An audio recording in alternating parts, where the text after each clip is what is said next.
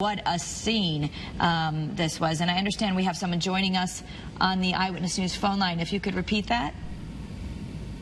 Yeah, I'm here. Can you hear me? Yes. Hi, Craig. Hi. I'm sorry, Craig, we didn't catch your last name. Oh, it's Keo. Keo, all right. And you are a... So I was actually on that B-17 on Monday. You were on the B-17 on Monday. Walk us through, first of all, what it's like to experience that flight. What, the sensory things you experienced while on that board, while on board. It was a surreal, it's hard to explain it. It was, first off, it was a big adventure and a really special moment for me because my grandfather, he was a co-pilot for B-17s during World War II. And he did bombings over Berlin. So, I went with my mother.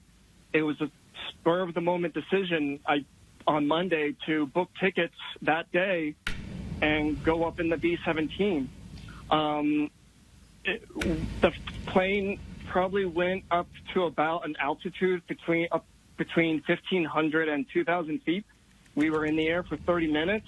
We were able to move about the entire plane from the back towards the tail. We were able to crawl up to the front gunner underneath the pilots. They even had the canopy open up top so you could actually poke your head out the top and just have a thrill of a lifetime. And, it's really jarring to me because it's like now to hear that, 2 people have passed away. My thoughts and prayers are with them all because it's like, it's surreal. Right, you were just on that plane. And I think a lot of people are feeling the same way as they hear this. When you were flying on the plane, did everything go smoothly? Did it seem as though everything was in working order? Everything was in working order. We had a smooth takeoff. They allowed us to move about the cabin like shortly after takeoff. And we had a really smooth landing as well. There were absolutely no issues on Monday. Craig, when you were on the plane and they were preparing for landing, did you have to retake your seats at that point? Yeah, we did have to retake our seats.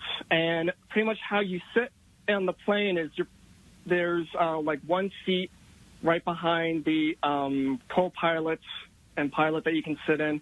There was 3 spots in the radio part of the plane. But most of the seating, you're kind of sitting on these pads on the floor with, vintage seatbelts. And we know from people who've been on there before, I'm sure it was quite loud and just none of the amenities or the feeling of what you would be like on a modern aircraft. I mean, this really is flying in almost like a large, heavy tin can with the thin metal and the crackling noises. Yeah, so they... exactly what it is. We brought earplugs just as a precautionary because of the loudness. We even wore light jackets and everything. But yeah, it's not like the planes of today. But I think I think the real experience I really liked about the plane was, you were able to stick your head out through an opening while the plane was in motion. Yeah, pretty amazing experience. Craig, thank you so much for joining us. We are getting some more breaking news out of Windsor Locks we want to bring to our viewers, but we really appreciate your perspective. Thank you for taking the time. All right, Craig, thank you very much.